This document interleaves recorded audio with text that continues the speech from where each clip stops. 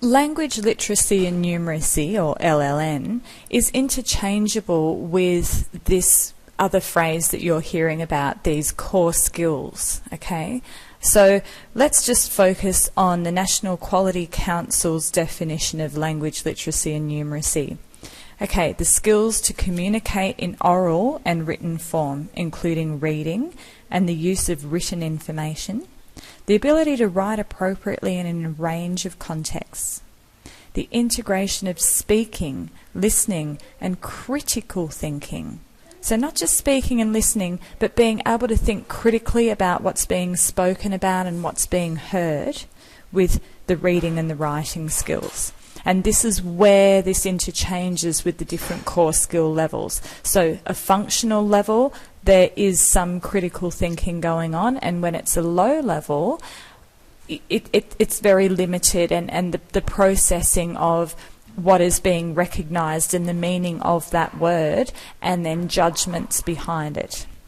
So, you know, we'll certainly flesh that out a lot more for you. So it's that third point, integration of speaking and listening with the reading and the writing, okay, but that extra element of the critical thinking skills, being able to process that information, break it down, apply it to new situations, think about how that's affected previous knowledge, and making some judgments on whether that information is, is believable, or whether that needs further investigation. And finally, recognition of the use of numbers and basic mathematical signs and symbols within the text. So language is about words. It's verbal. It has grammatical structures. So English, in particular, has very complex grammatical rules, certainly compared to other languages. And language is also understanding gestures. So, you know, it's a very cultural thing. Certain body language gestures in some cultures are very different in their meaning to other body language gestures. So it's not just words, it's body language as well. And all of this together, the grammatical structures of the words, the body language, it all comes together to create a meaning. And obviously then there's going to be cultural factors around understanding those meanings as well. Literacy is different from language, which has a more cultural meaning aspect. Literacy is the ability to read, and in English, the language is English. So to read English, to use the written information, and to be able to write it. So it's reading and writing, and that using written information ties in again with that critical thinking. So literacy is reading and writing and using that information in an appropriate manner at home and work and in the community. So this is again where the levels of literacy are being fleshed out here, using them in an appropriate manner, okay, in a way that you can function at work and outside of the workplace. So literacy enables us to interact with each other to achieve purposes. You know, literacy with your reading and your writing means that you can be explaining information. You can debate issues and ideas. You can retrieve information. You can inform others. You can explore issues and figure out what you would like to learn more about. Literacy is also a great form of entertainment, reading for pleasure, communicating socially with people for pleasure, and also for creating. And this is where we're looking at innovation in the workplace to stay competitive in the globalised society. And there's a difference between functional literacy and critical literacy. So functional literacy is your basic reading and writing. So that's being able to follow instructions, to fill in forms, examples, reading a bus timetable, writing a note. And that's more your level 3, your functional literacy. But then you're moving into level 4 and level 5, and we'll flesh out more of these core skills and levels in a moment. But your higher order thinking, your critical thinking, is when you get the ability to question texts, as I was saying. So how believable is this? You know, what judgment am I going to make about this? Is this a good enough quality? Is this sufficient, or do I need to learn more about this? So that's when you're applying your higher order thinking. You know, even things like, how can I use this new information to create something new? Or how can I apply this to what my job is in the workplace? Or use this to make my life better at home? So, language literacy and numeracy and core skills, two very interchangeable terms in VET. The Australian core skills framework has created what they call 5 core language literacy and numeracy skills, and I think you've just seen a clip more about those core skills. So this is just a quick little bit of revision: learning, reading, writing, oral communication and numeracy. So there's some questions below, and this little review on those core skills, coupled with the previous YouTube, will help you answer these questions. So just to review, learning can be defined as applying skills to gaining new skills or knowledge, or improving past learning. So something to that effect in the answer would be satisfactory. Reading. So reading is about making meaning from texts or text types. And texts range between reading the newspaper. A newspaper is a text. A novel is a text. If you go to training, you might see text which is a PowerPoint presentation, or hard copy handouts is a text. Texts in the workplace would be policy manuals, standard operating procedures are texts. Even safety signs with words on there are texts. Okay, business cards are texts. Okay, so you're getting the idea of what text types are. And being able to make meaning from this. And people take this for granted, but people with low core skills aren't able to make meaning from the words on a business card, aren't able to make meaning from a safety procedure, and this is alarming in the workplace. So reading is also about an awareness of the author's purpose. So this is where we're getting up into the higher levels. They have to understand the purpose of that text in the first place. So a safety sign, the purpose of the safety sign is to protect you from walking in that area of a forklift, perhaps. It's also, on the higher levels, making people aware of the intended audience for that text. And this is where the critical thinking comes into it. You know, is there a bias there? Should I believe what I'm reading? Who was this actually written for? You know, is it relevant for me? Can I skim over this information if it isn't relevant to me right now? And they need an awareness of their own purposes for reading. So I guess that ties into the relevancy I was just talking about. So my purpose is I need to skim down here to the bottom to find out on this worksheet the deadline I have before I have to pick and pack this order in the workplace. So, you know, here's all the information about the client's address. Yeah, well, I don't need that. I just need to look down to the right-hand corner and find out how many cartons I need to pack and by what date. So that's part of reading.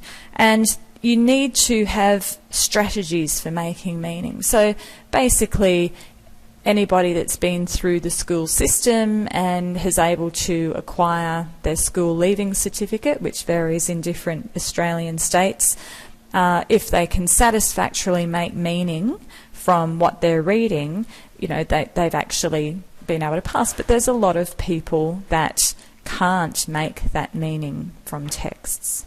And obviously they would be at a level under that level 3. So what would you put in your answer? I would just be putting something to the effect of making meaning from different texts. You might want to just give yourself an example. For example, a newspaper or a standard operating procedure perhaps. But making meaning from different text types would be satisfactory. Here's an example of a text type. We have a sign, so unless you understand the graphics of that sign, you would need to be able to read the word dangerous goods. Now, can you imagine a worker in the workplace dabbling around dangerous goods and not being able to read that sign? This is where it becomes alarming. So there's the core skill of writing, the ability to shape written language according to purpose, audience, and text. Okay, so a worker in the workplace writing needs to be writing for a purpose. So this man here is obviously a supervisor, and he's providing he's informing his audience, which is the staff that work for him, about the current performance levels. So his purpose is to inform his staff about the latest performance that's been measured. Did they pick and pack the boxes by the deadline, perhaps? Okay, and the context is in the workplace. Okay, so the circumstance or the situation is that it's workplace writing. Okay, as opposed to being at home, a context might be writing a letter to a friend on an email.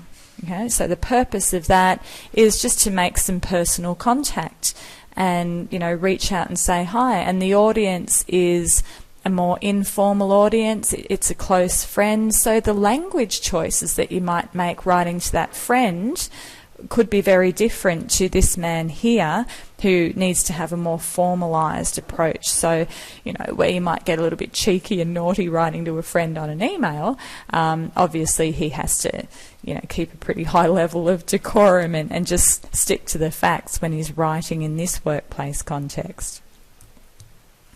Now, another core skill there is oral communication. So all you would need to do to answer that question is to say the social exchange of speaking and listening. So this is all about your interaction with other people. So you guys can just write the social exchange of speaking and listening, and that would be sufficient. So look, there's lots of transactions in the workplace where you have to interact with people, okay? So giving and receiving goods and services. So there's customer service with clients, there's speaking with people in your team, okay? So it's very interpersonal. You're establishing a relationship, and it might be just an instant relationship beginning and ending in that moment. All right, you may never see that client again, but you need to be able to speak to them. You need to be able to listen to them and interpret the meaning of what's going on. Or you might need to maintain an ongoing relationship. So there's different levels of that oral communication, that speaking and listening, to be able to successfully not just maintain a relationship with a client or someone there at work, but to actually enhance that and create a level of trust and reliability.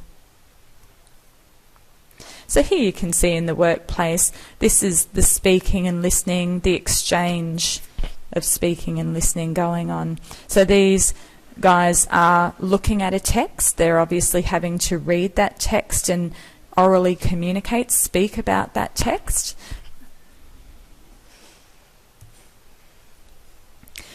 So here's an example of where it really isn't functioning in the workplace, okay? This worker is probably performing under a level 3 because, there isn't a satisfactory result here. So there's a group celebrating a birthday and they ring up and order a table for 8 people at 6 p.m. So the employee has listened to what was being spoken. She didn't really process that information effectively. It was a table for 8 at 6. right? Perhaps there was a problem with what was being spoken. Perhaps that person needed to be more explicit and say a table for 8 people at 6 o'clock p.m. All right? So that's perhaps where the communication broke down. So they needed a table for 8 people at 6 p.m. prior to attending a show. But they arrive at the restaurant to find that the booking under their name is for 6 people at 8 p.m. So here they are at 6 o'clock and there's no table available for them till 8 o'clock. They're going to miss the show. All right? Now, was it the employee that didn't hear the information? Perhaps there was an issue where she's mixed up the information there. Did she or he write it down? Was there a process there when they answer the phone call at work? Is there a formal process that their boss expects that they're going to actually write in the booking, 8 people, 6 p.m.? Did she just take it and was she busy? Was it a procedural thing, or has this person got low levels of oral communication? So the numeracy question, all you'd need for a satisfactory answer is applying mathematics to make sense of the world and for social purpose. That's the answer that we need. But let's look at mathematics. So people learn mathematics at school, but there's a massive transference of how they understood symbols and meaning and applications in a school system in very generic contexts, and how you would actually move that into the workplace. So this example is about Toby's hairdressing. So Toby says to Paul's the new apprentice there, mix the bleach 2 to 3 for these foils, Paul. And Paul says, oh, what are you talking about? And so Toby has to explain, it's 2 parts bleach to 3 parts base cream. So that's 5 parts altogether. And then Paul realises from school, oh, that's fractions from school. It's 2/5 bleach to 3/5 base cream. So there is this transference of meaning, especially with young people that are used to, mathematical concepts in a school system. Here's some other examples of numeracy in the workplace. Employees need to be able to read meters and measures and be able to correctly perhaps put them down in a report or a form. They need to be able to apply critical thinking. Is this meter running too high? They need to make a judgment, and then they have to recall, what is the process? If this is running too hot or too high, what do I need to do? Do I need to alert the client? Do I need to alert my boss, my teammates? What happens in this situation? So in review, you've got your 5 core skills, and this was an earlier question that I tried to see if you could answer just from that previous YouTube, but if not, you can just go back now. The 5 core skills are learning, reading, writing, oral communication, and numeracy.